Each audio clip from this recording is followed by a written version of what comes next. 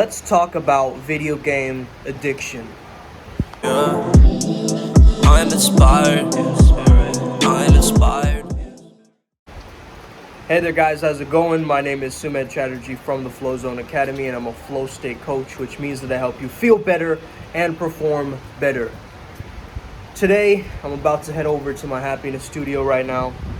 Yesterday, I had a client who was really struggling from video game addiction, and I wanted to make a video specifically about this because I think it's a big problem for people right now who make video games their entire life and they don't have an actual life. Now,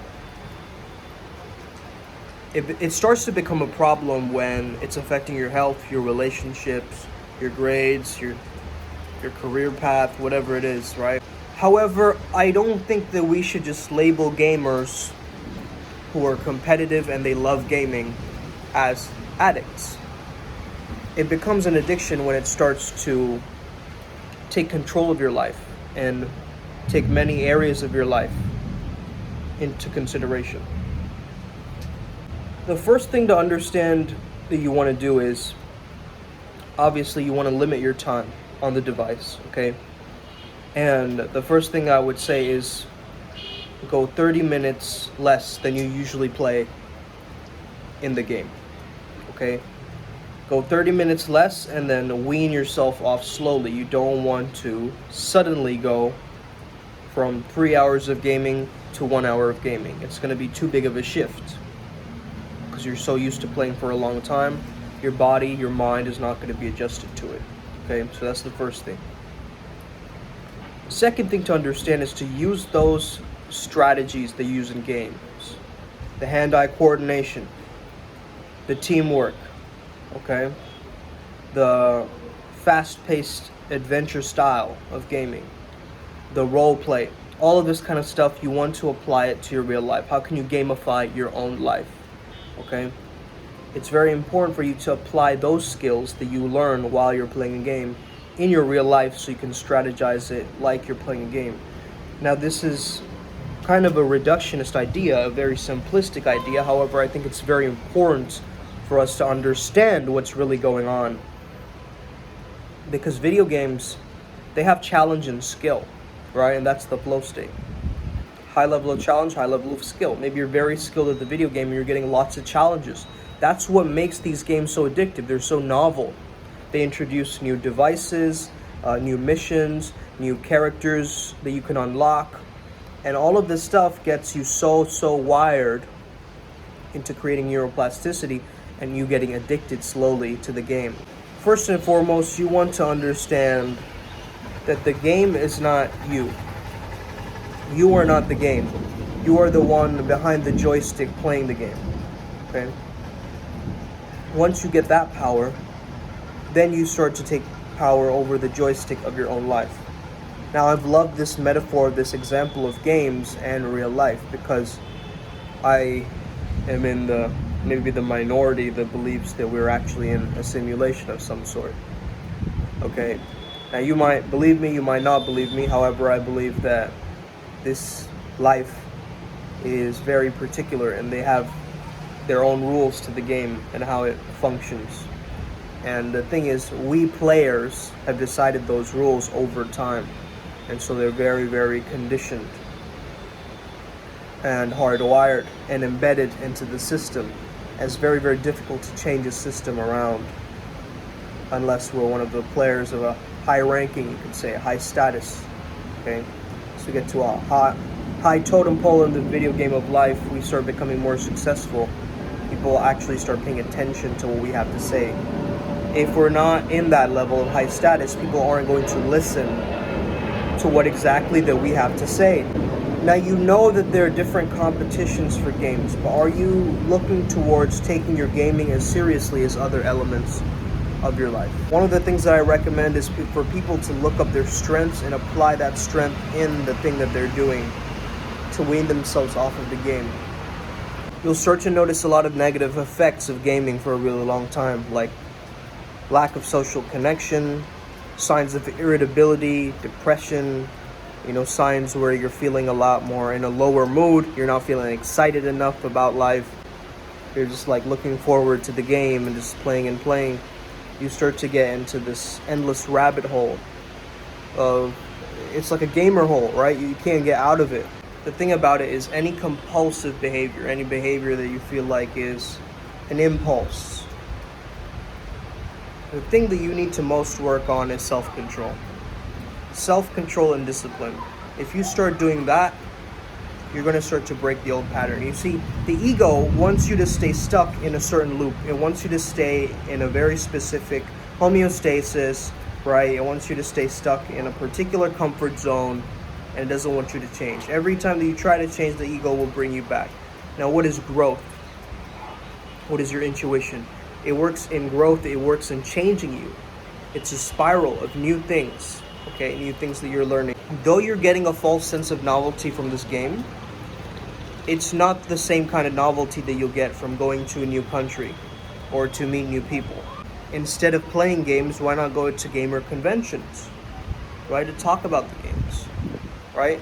Now, you want to avoid being in toxic gaming societies. Now, I've heard about this a lot.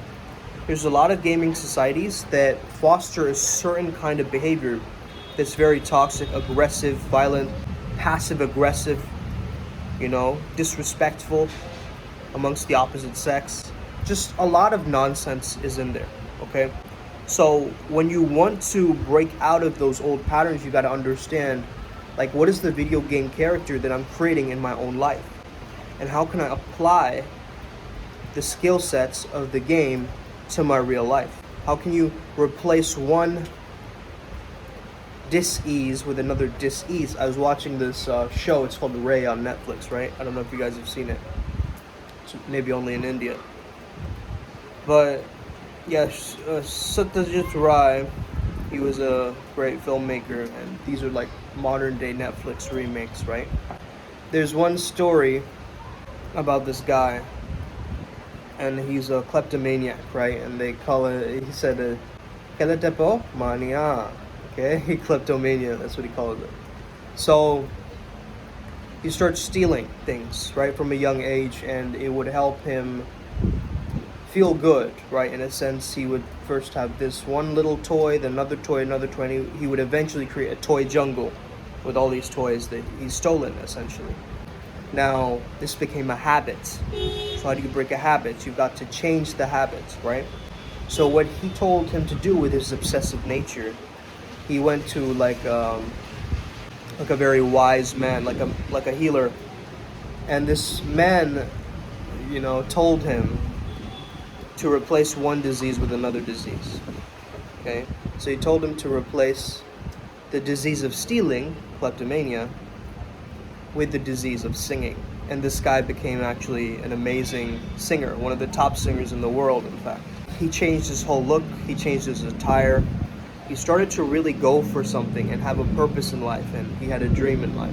Now, of course, this is a movie, right? Maybe in real life, it could be that this guy ends up, stealing music as well, in a sense. However, start to understand that the power behind the storyline of replacing one unhealthy activity with a healthy activity, which gives you the same feeling of joy and self-reliance and like this push, right? So you want to think of what are some activities that I can replace with this old activity, right? So in the past, maybe you were playing football. Now you're playing FIFA. In the past, you're playing hockey. Now you're playing hockey on a video game, right?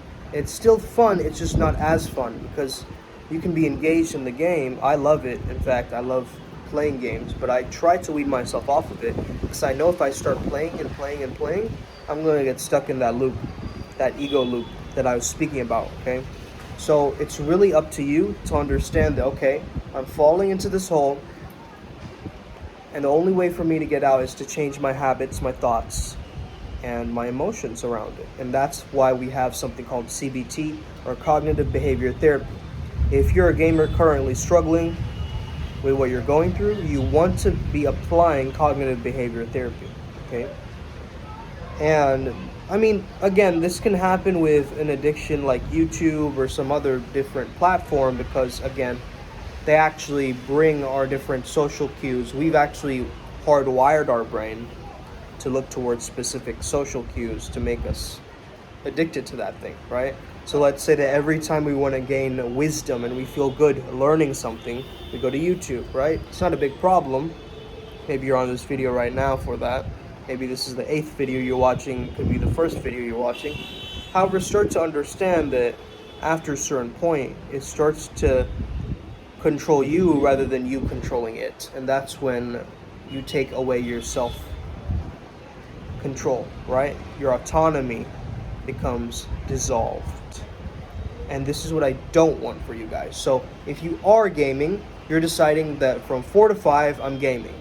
And you're doing that. If you can do that, that's powerful. If you can't do that, if you're getting distracted, if you're like, nah, I'd rather not, you don't have a strong enough why, and you don't have a push towards why you feel that you need to get rid of the game, right? Just because your parents are saying it, just because the teachers are saying it, it doesn't make it a good enough reason for you to quit or to at least wean yourself off, right?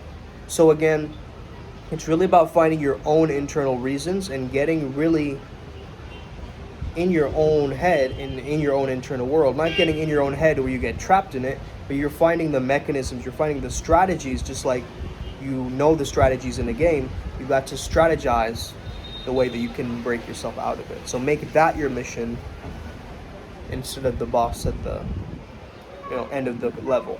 If you apply that same amazing flow state that you get in playing a video game, and you can apply that to changing your life and transforming your life and making personal development the game for you, I'm 100% positive that you're going to transform your life around, okay? And once you can do that, once you can see that, hey, this is what is actually going to bring me a lot of benefit, and you find a healthy community to be around, and also if you're in a very healthy gaming community, where everyone's supportive, where you guys build each other up, that's great, right? However, it can get to a certain point where it starts to get unhealthy. So that's what I would say is start to really start to exercise more and do certain activities where you pull yourself away from the game and actually get some real world experiences to amplify the character that you already are. Have an amazing day. May the flow be with you and stay legendary. Let's get it today. Boom.